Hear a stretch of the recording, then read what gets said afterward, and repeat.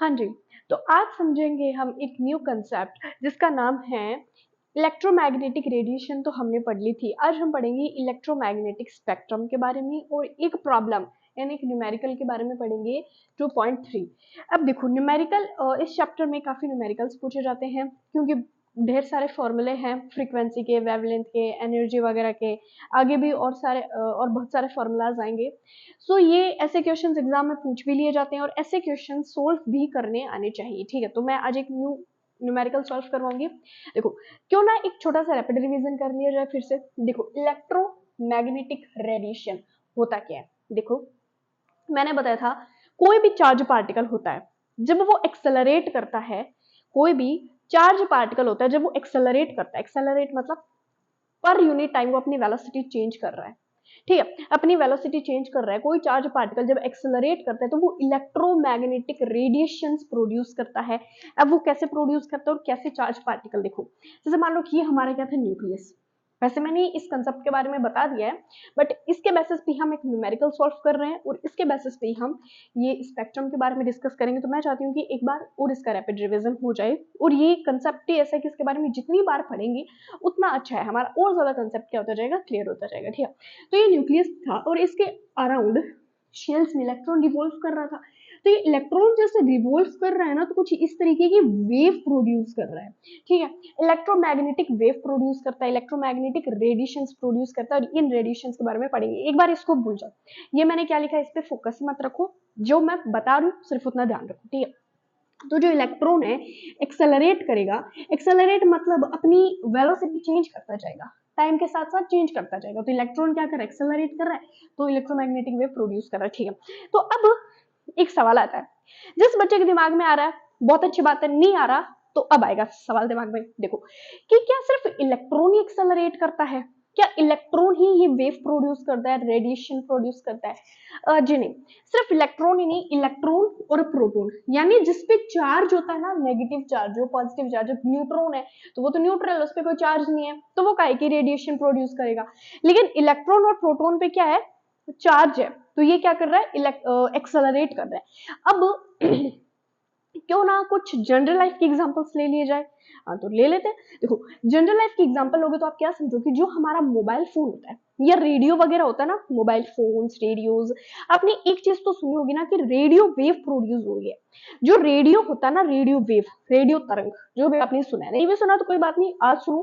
But जिस किसी ने अगर सुना भी होगा तो वो थोड़ा रिलेट कर पा रहा होगा कि जो रेडियो वेव होती है ना, वो सिग्नल को लेके जाती है। हमारे मोबाइल फोन में सिग्नल को तो लेके जाती है ना, सिग्नल आता है जाता है तभी हम कॉल पे बात वगैरह कर सकते हैं। ठीक है, जो सिग्नल लेके जाता है पता है वो क्या होता है, वो रेडियो वेव होती है। और मोबाइल के अंदर एक एंटीना नाम का मेटल होता है, उस एंटीना नाम के मेटल से इलेक्ट्रॉन क्या करते हैं, एक्सेलरेट करते हैं। एंटीना नाम के मेटल से इलेक्ट्रॉन एक्सेलरेट करते हैं और कुछ इस तरीके से वेव प्रोड्यूस करते हैं।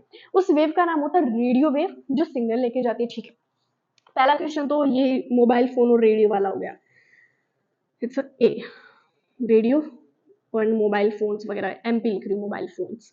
ठीक है, नेक्स्ट है माइक्रो ओवन। अब ये ओवन, भाई खाना ठंडा हो जाता है तो अपन किस में गर्म करते हैं, ओवन में गर्म करते हैं, इतना पता है। अब ओवन में गर्म करते हैं तो इसका पूरा नाम क्या होता है, माइक्रोवेव ओवन। यानी इसमें जो रेडिएशन प्रोड्यूस होती है ना, वो भी माइक्रोवेव रेडिएशन होती है। कैसे होती है, जब खाना गर्म करते हैं ना तो वहां पे इधर एक मेटल लगी होती है जिससे इलेक्ट्रॉन क्या करते हैं, एक्सेलरेट करते हैं। इलेक्ट्रॉन क्या करते हैं, कुछ इस तरीके से एक्सेलरेट करते रहते हैं, अपनी वेलोसिटी वगैरह चेंज करते हैं और रेडिएशन प्रोड्यूस करते हैं। इस तरीके की हम जनरल लाइफ की काफी एग्जांपल्स ले सकते हैं। देखो ये तो मतलब थोड़ी रटने वाली बात होती है कि ठीक है, इलेक्ट्रॉन क्या करता है, इलेक्ट्रॉन एक्सेलरेट करता है तो इलेक्ट्रोमैग्नेटिक वेव रेडिएशन प्रोड्यूस करता है। भाई ठीक है, ये तो अपने अपने को रटना थोड़ी ना है, समझना है, जनरल लाइफ से रिलेट कर करके चलना है। इसीलिए मैंने कुछ एग्जांपल्स लिए, हम और भी एग्जांपल समझ सकते हैं, सिर्फ ये दो ही नहीं है, और भी। जैसे सर्दियों में, हाँ सर्दियों में क्या लगती है, सर्दी लगती है तो हम क्या करते हैं कि हाथ गर्म करने के लिए हीटर का यूज करते हैं ना। जो हीटर का यूज करते हैं और हीटर की जो ये पार्ट दिखता है जैसे बहुत रेडिश पार्ट होता है, ऑरेंज कलर का, नॉट रेड, ऑरेंज कलर का पार्ट होता है। तो यहाँ पे भी है ना, इलेक्ट्रॉन क्या करता है कि एक्सेलरेट कर रहा होता है। इलेक्ट्रॉन क्या कर रहा है, एक्सेलरेट कर रहा होता है, वहां पे भी वो हीट प्रोड्यूस होती है, कोई ना कोई एक वेव प्रोड्यूस करता है। तीन, एक एग्जाम्पल और ले लिया जाए। एग्जाम्पल कौन सा है, फोर्थ, जो सन से रेज आती है ना, उसमें भी इलेक्ट्रॉन एक्सेलरेट करता है। अच्छा, एक्सरे, एक आपने नाम सुना होगा एक्सरे, जहाँ पे एक्सरे रेज भी होती है, जो देखो मैंने लिख भी रखा है एक्सरे रेज। एक्सरे रेज और माइक्रोवेव का मैंने बता दिया, रेडियो वेव का मैंने बता दिया, एक्सरे रेज का बताती हूँ। एक्सरे होता है, हॉस्पिटल वगैरह में देखा होगा कि हमारे जो एनाटॉमी पार्ट होता है, बायोलॉजी वाले बच्चे समझ रहे होंगे एनाटॉमी पार्ट। अच्छा कोई बात नहीं, मैथ्स वाले नहीं समझ रहे तो बता देती हूँ ना। एनाटॉमी क्या होता है, हमारे बॉडी के अंदर का जो एक्सरे वगैरह बाहर का तो करने से रहे, अंदर का ही तो करते हैं बोन्स वगैरह का। तो जो एनाटॉमी पार्ट का एक्सरे करते हैं वही तो उसके अंदर की अपनी पूरी एनाटॉमी आ जाती है कि हाँ क्या ब्रेकेज वगैरह है जो भी है। तो जो एक्सरे होता है ना, इसमें क्या होता है, इसमें समझो, इसमें इलेक्ट्रॉन बहुत ही तेजी से आता है और कोलाइड करता है। इलेक्ट्रॉन बहुत ही तेजी से आता है और क्या करता है, कोलाइड करता है। और कोलाइड करता है और वो एकदम से इलेक्ट्रॉन डी एक्सेलरेट होता है। डी एक्सेलरेट होने से जो रेज या जो वेव्स प्रोड्यूस होती है वो होती है हमारी एक्सरेज। कौन सी होती है, हमारी एक्सरेज। तो ये कुछ मैंने एग्जांपल्स ले लेके समझाती है। अब जैसे लाइट होती है, तो लाइट भी कुछ विबग्योर, अब जैसे लाइट है, हमें व्हाइट लाइट दिखती है, इसके बारे में वैसे आगे का कंसेप्ट है, अभी बताने का कोई फायदा नहीं, बट ठीक है बता ही देती हूँ। जो लाइट होती है हमें व्हाइट दिखती है, व्हाइट लाइट दिखती है। अब ये बोर्ड हमें व्हाइट दिख रहा है, लाइट की वजह से दिख रहा है, मानते हो इतना? हाँ ठीक है मानते हैं। लेकिन ये जो व्हाइट कलर होता है ना लाइट का, एक्चुअली में ये 7 कलर का होता है। 7 कलर का होता है, हाँ जी, ये 7 कलर का होता है। कौन कौन सा 7 कलर, देखो मैंने लिख भी रखे, VIBGYOR, red, orange, yellow, green, blue, indigo, violet. ये 7 कलर का होता है और ये 7 कलर मिलके हमें व्हाइट कलर देते हैं। जब हम प्रिज्म से, आपने ये 10th क्लास में भी किया होगा, 10th क्लास में ये चैप्टर है ऑफ कोर्स है, जो प्रिज्म से व्हाइट लाइट को प्रोड्यूस करते हैं, ये मोनोक्रोमेटिक लाइट को प्रोड्यूस नहीं, पास आउट करते हैं। ये मैंने क्या की, लाइट पास आउट की, तो वो पता 7 कलर्स दिखाएगी, 7 कलर्स दिखाएगी। ठीक है, अब आप ना नॉर्मली क्या रखते हो, फोन देखते हो ना, फोन रखते हो तो फोन में भी आपको 7 लाइट्स दिखती है। मेरा फोन से तो वीडियो बन रहा है, मैं आपको दिखाती हूँ, ठीक है। तो आपको 7 लाइट्स दिखेगी, कौन कौन से कलर की, रेड, ऑरेंज, येलो। हो सकता है इन कुछ कलर्स में से कुछ कलर मतलब आपको बहुत ही कम दिखाई दे, आप समझ नहीं पाओ कि ये कौन सा कलर है। बट अगर अब आप देखो, अपना फोन रखो लाइट के सामने ही, तो देखोगे तो आपको ये लाइट विबग्योर यानी red, orange, yellow, green, blue, indigo, violet एक तरीके से रेनबो दिखेगा। ठीक है, मतलब आपको फोन के स्क्रीन पे रेनबो दिखाई देगा। क्यों? क्योंकि व्हाइट लाइट के ये टाइप्स होते हैं और ये अलग अलग क्या कर रहा है, वेव्स, रेडिएशंस प्रोड्यूस कर रहा है। आई बात यहां तक समझ? ठीक है, यहां तक हमें समझ आ गया। ओके जी, ये तो हो गया पहले का कंसेप्ट समझने का, जिसमें से आधा हमने ये भी कवर कर लिया। ठीक है, और बहुत अच्छे से जनरलाइज एग्जांपल ले लेके मैंने इसका बता दी। अब नेक्स्ट हम पढ़ेंगे, ठीक है, ये इलेक्ट्रॉन एक्सेलरेट करता है तो किस फॉर्म में करता है, ये करता है वेव की फॉर्म, कुछ इस तरीके से वेव की फॉर्म में करता है, इस तरीके से। ठीक है, इस तरीके से। तो ये देखो, ध्यान से देखो, ये एक हमारा चक्र पूरा हो रहा है, ये यहां से लेके यहां तक हमारा क्या हो रहा है, एक चक्र पूरा हो रहा है। इसको हम बोलते हैं वेव लेंथ, इसको क्या बोलते हैं, वेव लेंथ, जिसको हम किससे शो करते हैं जी, लैम्डा से। अब लैम्डा से शो कर दिया, ठीक है। फ्रीक्वेंसी क्या होती है, फ्रीक्वेंसी होती है कि 1 सेकंड में, फ्रीक्वेंसी होती है 1 सेकंड में, हाँ जी, 1 सेकंड में कितनी नंबर ऑफ वेव्स पास हो रही है। जितनी ज्यादा फ्रीक्वेंसी जितनी ज्यादा वेव पास होगी 1 सेकंड में, उतनी ज्यादा हमारी क्या हो जाएगी, फ्रीक्वेंसी हो जाएगी। फ्रीक्वेंसी को हम शो करते हैं लैम्डा से। वैसे मैंने ये नॉट लैम्डा से, लैम्डा ये हो गया, ये तो न्यू, ठीक है, थोड़ा आगे पीछे हो गया, ये मैंने कंसेप्ट समझा रखा वैसे। अब इससे ना हमारा एक फॉर्मूला निकल के आ रहा था, कौन सा निकल के आ रहा था, फॉर्मूला था C is equal new lambda. New क्या फ्रीक्वेंसी है, लैम्डा क्या है, वेवलेंथ है। बट ये एक दूसरे के, मैंने बताया था कि इनवर्सली प्रोपोर्शनल होते हैं। क्यों होते हैं इनवर्सली प्रोपोर्शनल, उसका भी रीजन मैंने बताया था। देखो इनवर्सली प्रोपोर्शनल क्या होता है, मैं समझाती हूँ। Lambda is inversely proportional to nu, lambda बढ़ेगा तो फ्रीक्वेंसी कम होगी, फ्रीक्वेंसी बढ़ेगी तो लैम्डा कम। क्या रीजन है इसका, देखो इसका क्या रीजन है। अब फ्रीक्वेंसी क्या होती है कि इसके बीच में ना गैप अच्छा होना चाहिए, ये हमारी होती है वेवलेंथ। लेकिन फ्रीक्वेंसी होती है 1 सेकंड में पास होना चाहिए, तो एक सेकंड में तो कुछ इस तरीके से ऑक्सीलेट होगा, कंपन हो जाएगा, कंपन होगा ना कुछ इस तरीके से। वेव होती है ये आराम से ऐसे अपना एक चक्र पूरा करने वाली, ये होती है वेव लेंथ। ठीक है, फ्रीक्वेंसी होती है कि 1 सेकंड में कितने नंबर ऑफ साइकिल्स कंप्लीट कर रही है, कुछ इस तरीके से। आई बात समझ? तो ये जो वेवलेंथ और फ्रीक्वेंसी और टाइम भी एक दूसरे के इनवर्सली प्रोपोर्शनल होता है। क्यों होता है इनवर्सली प्रोपोर्शनल? क्योंकि जितना ज्यादा टाइम लेगी, अगर एक वेव पूरा होने में जितना ज्यादा टाइम लेगी तो हमारी फ्रीक्वेंसी तो कम हो जाएगी ना। और जितनी ज्यादा फ्रीक्वेंसी बन रही है, बनी जा रही है, बनी जा रही है, बनी जा रही है, तो टाइम कम टाइम में ज्यादा फ्रीक्वेंसी बन रही है तो एक दूसरे के इनवर्सली प्रोपोर्शनल होगी। तो हमने ये फॉर्मूला निकाला था। ये कहाँ से निकाला था, एक बार और बात कर लेते हैं इसके बारे में। सी है हमारी speed of light. Speed of light इसका इसकी स्पीड कितनी है, सबसे ज्यादा होती है, बहुत ज्यादा होती है, 3 × 10⁸ मीटर पर सेकेंड। यहाँ तक आई बात समझ? हाँ ठीक है, मीटर पर सेकेंड होती है, 3 × 10⁸ मीटर, बहुत ज्यादा होती है। अब देखो जितनी ज्यादा फ्रीक्वेंसी होगी, फ्रीक्वेंसी जितनी एनर्जी जितनी ज्यादा होगी, सॉरी नॉट फ्रीक्वेंसी, जितनी ज्यादा एनर्जी होगी हमारी फ्रीक्वेंसी उतनी ज्यादा होगी। जितनी ज्यादा एनर्जी होगी किसी रेडिएशन की, किसी वेव की, उतनी ज्यादा हमारी फ्रीक्वेंसी होगी। तो frequency is directly proportional to E. ठीक है, तो जितनी ज्यादा फ्रीक्वेंसी उतनी ज्यादा, जितनी ज्यादा एनर्जी उतनी ज्यादा हमारी फ्रीक्वेंसी, आगे पीछे लिख दिया मैंने बस। ठीक है, और ये फॉर्मूला कहां से निकल के आता है? एनर्जी यहाँ पे है कौन सी? एनर्जी है यहाँ पे हमारी लाइट की। एनर्जी कौन सी है? लाइट की। ठीक है, जितनी ज्यादा लाइट की एनर्जी होगी उतनी ज्यादा हमारी फ्रीक्वेंसी ज्यादा होगी, और फ्रीक्वेंसी ज्यादा होगी किसी मेटल से इलेक्ट्रॉन इजेक्ट करेगा, वो आगे की बात है, photo electric effect particle nature में पढ़ेंगे। बट मैं थोड़ा थोड़ा रिलेट करा रही हूँ कि हो सकता है कि कोई बच्चा जानता होगा कि what is photo electric effect, तो थोड़ा पहले से थोड़ा कुछ चीजों को कैच कर लेगा। ठीक है, नहीं भी जानता तो कोई नुकसान नहीं है, आगे तो वैसे भी पढ़ना ही है ना। ठीक है, तो यहाँ पे ई है ना। अब कुछ बच्चे कहेंगे यहाँ पे ई लिख रहे हो, यहाँ पे सी लिख रहे हो, तो भाई सी है स्पीड ऑफ लाइट, ई है एनर्जी। तो यहाँ पे जो लाइट की स्पीड है ना, वही यहाँ पे हम इस एनर्जी को रिलेट कर सकते हैं। ठीक है, तो यहाँ पे C is directly proportional to nu, और यहाँ पे न्यू इज इक्वल लैम्बडा, ये रिलेशन दिया था। ठीक है, अब यहाँ पे देखो हम एक न्यूमेरिकल क्वेश्चन सॉल्व करने वाले हैं, तो कर लेते हैं। ठीक है, हमें इसमें दिया क्या है, प्रॉब्लम 2.3। इस टाइप के एक दो क्वेश्चन सॉल्व कर लोगे तो फिर आगे वाले न्यूमेरिकल आप अपने आप करने लग जाओगे इस फॉर्मूला से related. The Vividh Bharati station of All India Radio Delhi broadcast on a frequency of, frequency given है, ये फॉर्मूला यहाँ पे लिख लेते हो ना, फ्रीक्वेंसी गिवन चीजें यहाँ पे लिख लेते हैं। जब भी न्यूमेरिकल करो ना, तो मेरी एक एडवाइस मानो कि हमेशा जो आपको गिवन होता है ना वो लिख लो। तो न्यू कितनी गिवन है, 1368 किलो हर्टज। अब ये जो हर्टज क्या है और क्या किलो है, किलो में तो हमें फ्रीक्वेंसी दी, हर्टज इसकी एसआई यूनिट, वीडियो बन रहा है देख लेती हूँ, या डन।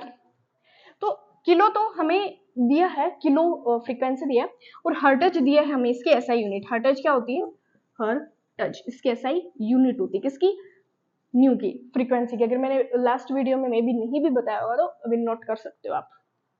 अभी किलो से किलो को किलो में नहीं रखेंगे, हम इसको चेंज करेंगे। तो चेंज करने के लिए मैं क्या करूंगी, 1368 इंटू 10 की पावर, किलो क्या होता है 10 की पावर 3 हर्टज।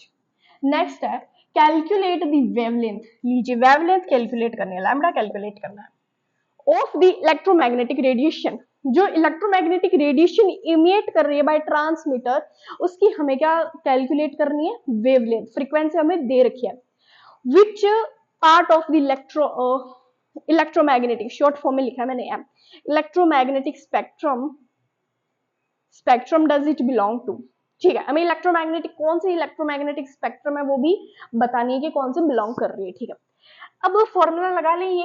अब बच्चे कुछ कहेंगे कि सी और न्यू की तो हमें पता है, लैम्बडा निकाल, हाँ बिल्कुल वही निकालेंगे, तो निकाल लो। सी के क्या होती है 3 इंटू, अभी वो देखो मैंने लिख रखी है 3 × 10 की पावर 8 मीटर पर सेकेंड। तो लैम्बडा निकालनी है, सी अपॉन न्यू कर सकते हैं, सी अपॉन न्यू, ये देख लो इनवर्सली प्रोपोर्शनल हो गया। नहीं न्यू अच्छे से बनाती हूँ, जैसा लग रहा है थोड़ा सा बेंड करके, 3 इंटू 10 की पावर 8 अपॉन में कितना कितना कितना कितना, ये रहा 1368 इंटू 10 की पावर 3। 10 की पावर 3 से 10 की पावर 8 कैंसिल हो गया, क्या बचेगा मेरे पास 10 की पावर 5, नीचे वाला पूरा कैंसिल हो गया। कैसे कैंसिल हो, पता है ना, 10 की पावर 8 ऊपर पॉजिटिव है, 10 की पावर 3 ऊपर जाएगा, तो 10 की पावर 8 माइनस 3, तो बचा क्या 10 की पावर 5 बचा ना। यहाँ तक समझ आई बात। अब आप इसको कट करो, कितना आएगा 1 अपॉन 10 की पावर 5 अपॉन 4 टाइम बचा 1, 5 बचा 1, 6, 4 5 6, और टोटली जब आप इसको सॉल्व करोगे तो आएगा 251.6 कुछ इतना आएगा मे बी, ठीक है, इस हिसाब से आ सकते हो, आएगा ये नैनोमीटर में, नैनोमीटर। अब मैंने मीटर क्यों लगाया? अब वेव लेंथ कैसा यूनिट क्या होती है? वेव लेंथ, लास्ट में वर्ड क्या आ रहा है? लेंथ आ रहा है ना, लेंथ की क्या होती है? लेंथ की तो होती है मीटर, तो मीटर लिख दो भाई, मीटर होगी। वेवलेंथ कैसे यूनिट होती है? मीटर। फ्रीक्वेंसी की होती है हर्ट्ज, जो कि मैंने बता दी। और इनके बीच का रिलेशन, एम्पलीट्यूड वगैरह सारा रिलेशन पिछले वाले वीडियो में बता रखा है, इस वीडियो में हमने एक बार और रैपिड रिवीजन कर लिया, ठीक है। अब ये क्या बला लिख रखी है मैंने, ये क्या है, इसके बारे में कर ले डिस्कस। वैसे मैंने इसके बारे में तो आपको इससे समझो कि मैंने 80% आपको बता दिया, ये रैपिड रिवीजन की चलते चलते मैंने आपको बता दिया, बट ठीक है एक बार और हम डिस्कस कर लेते हैं।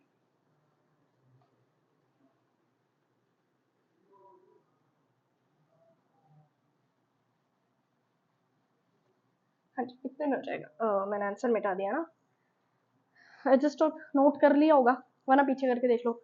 ये देखो फ्रीक्वेंसी, अब देखो मैंने क्या लिख रखा है, बहुत इंपॉर्टेंट चीज चल रही है, बहुत बहुत ज्यादा जरूरी है, प्लीज इसको समझ लेना, ठीक है। मैंने क्या बताया, मैं ये एग्जांपल लेना पहले ज्यादा सुटेबल समझूंगी, जैसे जो अभी मैं बता रही हूँ वो इसके बाद का टॉपिक है, बट मेरा ऐसा मानना है कि ये चीज पहले समझने से हो सकता है कि बहुत अच्छे से समझ आ जाए। ये जो प्रिज्म है, प्रिज्म 10th क्लास में देखा होगा, इसमें से जब हम लाइट को पास करते हैं ना, तो हमें 7 कलर शो होते हैं, 3, 4, 5, 6, 7। कौन कौन से होते हैं ये होते हैं विबग्योर, विबग्योर। अब देख लो इसके कलर बता देती हूँ, ये होता है वॉयलेट, ये होता है वॉयलेट, ये होता है इंडिगो। ध्यान से देखते जाना, बस आपको पक्का समझ आएगा, एंड तक देखो बस आप। ग्रीन, येलो, आपको बस एट द लास्ट शिकायत होगी तो मेरी हैंडराइटिंग में हो सकती है, उसके अलावा आई जस्ट होप आपको शिकायत नहीं होगी कि ये कंसेप्ट समझ नहीं आया, ये वो। ऑरेंज, ये रेड। अब देखो फ्रीक्वेंसी क्या होती है, एक सेकंड में कितनी वेव्स पास आउट होती है। वेवलेंथ क्या होती है? ये वेवलेंथ होती है, अपना एक साइकिल कंप्लीट कर रही है, नीचे का और ऊपर का। ऊपर वाला इलेक्ट्रिक फील्ड, ई एफ लिख दो, छोटा क्यों लिखा है ई एफ, और ये क्या है? Magnetic field. बोलो कोई दिक्कत? जी नहीं है, ठीक है। Electric field and magnetic field दोनों प्रोड्यूस करता है, इसीलिए ऊपर वाले को इलेक्ट्रिक फील्ड माना, नीचे वाले को मैग्नेटिक फील्ड। कुछ इस तरीके से परपेंडिकुलर, इस तरीके से ऐसे करती है, ठीक है, ऐसे इस तरीके से करती है। अब वेव के फॉर्म में मैं आपको ऐसे समझा सकती हूँ। अब क्या होता है ना, देखो ये प्रिज्म से हमने लाइट पास आउट की, हमें 7 कलर दिखते हैं, हमने इतना मान लिया कि जो व्हाइट लाइट होती है ना उसके ये 7 कलर्स होते हैं, बट वो हमारी आंखों को व्हाइट नजर आती है, ठीक है, हमारी आंखों को व्हाइट नजर आती है, और बाकी ऐसे 7 कलर्स होते हैं। ये जो डिफरेंट डिफरेंट कलर लिखे है ना मैंने, इनकी डिफरेंट डिफरेंट फ्रीक्वेंसी होती है और डिफरेंट डिफरेंट वेवलेंथ होती है। अब मैंने यहाँ पे ना इनकी वेवलेंथ और फ्रीक्वेंसी नहीं लिखी है, आप एनसीईआरटी की बुक खोलो और डायग्राम देखो, आपको कुछ इसमें मैंने तो देखो सीधा मार्कर से लिखा है, लेकिन आप जब डायग्राम देखोगे तो आपको यहाँ पे red, orange, yellow, green, blue, indigo, violet, अलग अलग कलर्स में आपको ड्रॉ किया हुआ डायग्राम मिलेगा, और उसकी फ्रीक्वेंसी कितनी है, पर कलर की फ्रीक्वेंसी कितनी है, उसकी वेवलेंथ कितनी है, आपको बकायदा ये भी लिखा मिलेगा। मैंने यहाँ पे नहीं लिखा बोर्ड पे क्योंकि थोड़ा मिक्स हो जाता, और बुक तो है ही, डायग्राम देखो, अगर बुक नहीं है किसी के पास तो सर्च करके देख लो आप डायग्राम, ठीक है, क्योंकि अलग अलग डिफरेंट डिफरेंट कलर नहीं है, और साथ में वो सारी फ्रीक्वेंसी वेवलेंथ लिखना बहुत कॉम्प्लिकेटेड हो जाता, समझाना मेरे लिए थोड़ा कॉम्प्लिकेटेड हो जाता है, इसलिए मैंने नहीं लिखा। आप बुक से देखो, बुक अभी खोल के बैठ जाओ चाहे, ठीक है। क्या होता है ना कि जब हम इस साइड जाते हैं ना, इस साइड यानी वॉयलेट से रेड की तरफ जाते हैं ना, वॉयलेट से रेड की तरफ जाते हैं, यानी वॉयलेट से रेड की तरफ जाते हैं, तो जो हमारी वेवलेंथ है ना लैम्बडा, ये इंक्रीज होता है। लैम्बडा वेवलेंथ ये इंक्रीज होती है, ये इंक्रीज होती है, ठीक है, ये इस हिसाब से आई बात समझ। और जब रेड से वॉयलेट की तरफ आते हैं, जब रेड से वॉयलेट की तरफ आते हैं, तब क्या होता है? फ्रीक्वेंसी इंक्रीज होती है, कुछ इस तरीके से, कुछ इस तरीके से फ्रीक्वेंसी क्या होती है? इंक्रीज होती है। कैसे इंक्रीज होती है? अब हम इसको कैसे समझ सकते हैं? देखो ये जो डिफरेंट डिफरेंट कलर है, डिफरेंट डिफरेंट अपनी रेज प्रोड्यूस करते हैं, पर रेड की है ना जो वेवलेंथ होती है ना, वो अप्रोक्सीमेट 620 to 750 नैनोमीटर होती है। अब ये नैनो क्यों बोल रही हूँ मैं बार बार? नैनो क्या होता है? नैनो होता है 10 की power minus minus minus minus 12, 10 की पावर होता है -12, ठीक है। तो जब हम रेड की फ्रीक्वेंसी की बात करें तो रेड की जो फ्रीक्वेंसी नहीं, वेवलेंथ। जो रेड की वेवलेंथ होती है ना वो बहुत ज्यादा होती है, बहुत ज्यादा हायर होती है। कितनी होती है? 622 नैनोमीटर। और जब हम फ्रीक्वेंसी की बात करें इधर वॉयलेट की, तो फ्रीक्वेंसी सबसे ज्यादा होगी किसकी? वॉयलेट की। अब मतलब क्या है इसका? देखो जो रेड कलर होता है ना, रेड कलर आप मैक्सिमम कहाँ देखते हो? रेड कलर हम देखते हैं कि जहाँ पे कुछ चेतावनी वगैरह, क्वेश्चंस वगैरह देने के लिए हम रेड कलर देखते हैं। जैसे मान लो कि हम सड़क पे कहीं जा रहे होते हैं, तो रेड कलर के वो सिग्नल्स लगाए होते हैं ना कि आगे खतरा है, यहाँ पे ध्यान से चलो, ये वो जो चेतावनी के जो बोर्ड्स लगे होते हैं ना, for example instruction questions boards, वो रेड कलर के होते हैं, वो रेड कलर से पेंट किए हुए होते हैं। कभी सोचा है क्यों? क्योंकि जो रेड कलर की वेवलेंथ होती है ना वो ज्यादा होती है, यानी वो दूर तक जा सकता है। रेड कलर दूर तक जा सकता है, एक सटिक पॉइंट दूर तक हमें दिख सकता है, दूर से उसकी डिस्टेंस बहुत ज्यादा होती है, हमें दूर से दिख सकता है एक सटिक पॉइंट की तरह। आई बात समझ यहां तक? हाँ ठीक, आ गई। उसके बाद है कि हाँ, जिसके ज्यादा वेवलेंथ होगी वो दूर तक जा सकता है, वो एक सटिक पॉइंट तक। लेकिन यहाँ पे अगर मैं वॉयलेट की बात करूं, तो वॉयलेट का क्या रोल है? देखो वॉयलेट की फ्रीक्वेंसी सबसे ज्यादा होती है, वॉयलेट की फ्रीक्वेंसी सबसे ज्यादा होती है। वॉयलेट वॉयलेट की फ्रीक्वेंसी सबसे ज्यादा होने से क्या होगा? ये ज्यादा स्कैटरिंग होगा।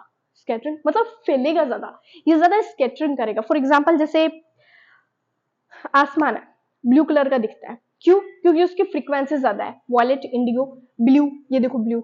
इस इधर आने पे मैंने क्या बताया? इधर आने पे मैंने बताया फ्रीक्वेंसी बढ़ती है। तो ये जो ब्लू कलर है ये फैलता मतलब फैलता ज्यादा है। क्यों? क्योंकि ब्लू कलर की देखो, जिसकी एनर्जी ज्यादा उसकी फ्रीक्वेंसी ज्यादा, जिसकी एनर्जी ज्यादा उसकी फ्रीक्वेंसी ज्यादा, जिसकी एनर्जी ज्यादा उसकी फ्रीक्वेंसी ज्यादा। ठीक है, जिसकी फ्रीक्वेंसी ज्यादा वो ज्यादा बैंड होगा। वो क्या होगा? ज्यादा बैंड होगा। अब आप बोलोगे अरे अभी तो आप बोले कि रेड कलर दूर तक दिखता है। अरे दूर तक वो डिस्टेंस होती है उसकी, फैलता नहीं है, वो एक सटिक पॉइंट की तरह दिखता है हमें, ऐसे फैला हुआ थोड़ी ना दिखेगा। लेकिन जो ब्लू, इंडिगो, वॉयलेट ये कलर्स होते हैं ना, हमें फैले हुए दिखते हैं, ये डेविएट ज्यादा करते हैं। मैं इसके थ्रू भी समझाऊंगी, बट जनरल लाइफ को एग्जांपल लेके समझो। डेविएशन ज्यादा शो करते हैं, फील ज्यादा जाते हैं। जैसे आसमान और जो हमें समुद्र वगैरह, पानी नीला कलर का दिखता है, ये पूरा फैला हुआ दिखता है क्योंकि इसकी फ्रीक्वेंसी ज्यादा होती है। हाँ, साइंस ऐसे होती है, हर जगह पे साइंस है। ठीक है, तो आप इनकी फ्रीक्वेंसी वगैरह, तो फ्रीक्वेंसी स्पेसिफिक कोई ऐसा पूछता नहीं है कि ग्रीन कलर की फ्रीक्वेंसी बताओ, हमें ग्रीन कलर की वेवलेंथ बताओ, ऐसा कोई पूछता नहीं। बट आपको नॉर्मली पता होना चाहिए कि रेड की कितनी है, इधर इधर आने पे फ्रीक्वेंसी इसकी कितनी है, इसकी वेवलेंथ कितनी है, नॉर्मली आपको ये चीज पता होनी चाहिए। अब ये gamma rays, X rays, ultraviolet rays, infrared, अच्छा ठीक, अच्छे से बता दो। ये है gamma rays, X rays, ultraviolet rays, infrared rays, microwave rays, microwave rays, radio wave, long radio waves. जिसके जिसके बारे में देखो, एक्स रेज मैंने बताया था, अभी अभी बताया मैंने, माइक्रोवेव बताया, रेडियो वेव बताया। ठीक है, अब इंफ्रारेड, अल्ट्रावायलेट रेज और गामा रेज क्या होती है? अल्ट्रावायलेट रेज को हम समझ सकते हैं विजिबल रेज, जो हमें दिखाई पड़ती है। अब इन रेज के बारे में मैं नेक्स्ट वीडियो में बताऊंगी, क्योंकि अभी बहुत सारा मिक्स हो जाएगा सब कुछ एक साथ बताने से। स्पेक्ट्रम के बारे में, हम एटॉमिक स्पेक्ट्रा के बारे में जो बोहर ने दिया था, उसके बारे में हम नेक्स्ट वीडियो में बहुत अच्छे से डिस्कस करेंगे। तो आज वाले वीडियो में एक न्यूमेरिकल डिस्कस किया, अभी इसके बेसिस पे न्यूमेरिकल आएंगे। एज स्टॉप आप सॉल्व कर लोगे। और फ्रीक्वेंसी, इंडिगो और ये सब मैंने थोड़ा जनरल लाइफ से रिलेटेड भी बताया है। हाँ हाँ, अच्छा मैं इसके बारे में एक चीज बताना चाह रही थी कि जैसे रेड की क्या है कि लैम्बडा वेवलेंथ क्या है? ज्यादा है, तो ये कम डेविएशन शो करेगा। क्या करेगा? कम डेविएशन शो करेगा। लेकिन जो वॉयलेट है, इंडिगो है, ब्लू है, ये ज्यादा फैलता है, ये आपको कलर में ना ज्यादा दिखता है, जबकि आपको फैला हुआ कम दिखता है, आपको छोटा सा दिखाई देता है। और ये क्या दिखता है आपको? ज्यादा दिखाई देता है। आई बात समझ? यहाँ तक समझ आई? ठीक है, यहाँ तक आई है तो फिर बहुत अच्छी बात है। सो ये थी हमारे कुछ रेस के बारे में। So thank you so much. Next में डिस्कस करेंगे हम कुछ स्पेक्ट्रम, एटॉमिक स्पेक्ट्रा बोहर ने जो दिया था, बहुत इंटरेस्टिंग चैप्टर। और इस चैप्टर में जितनी चीजें सीखने को मिलेगी ना, बाकी सारे चैप्टर भी बहुत अच्छे, सब कुछ सीखने को मिलेगा, लेकिन इसमें पूरा ऐसा भंडार है सीखने वाला। ठीक है, बहुत कुछ सीखने को मिलेगा इस चैप्टर में। आप अभी तक रिलेट कर सकते हो कि कितनी सारी चीजें हमें सीखने को मिली है। 9th-10th में हम क्या देखते थे कि हाँ इलेक्ट्रॉन है, इतना चार्ज है, ठीक है, इलेक्ट्रॉन है, इतना चार्ज है, नेगेटिव चार्ज है। बट कभी सोचा है कि इलेक्ट्रॉन की डिस्कवरी किसने की, कैसे की, कैसे इस पे चार्ज है, अरे चार्ज कैसे आया, ये तक मिलिकियन वाला एक्सपेरिमेंट हमने समझा है। हर चीज का इसमें हमने रीजन समझा कि हाँ इस रीजन से ये होता है, इस रीजन से ये होता है। कोई भी चीज हमने अभी तक रटाफिकेशन वाला काम नहीं रखा है। सो नेक्स्ट में समझेंगे एटॉमिक स्पेक्ट्रा के बारे में। So thank you so much.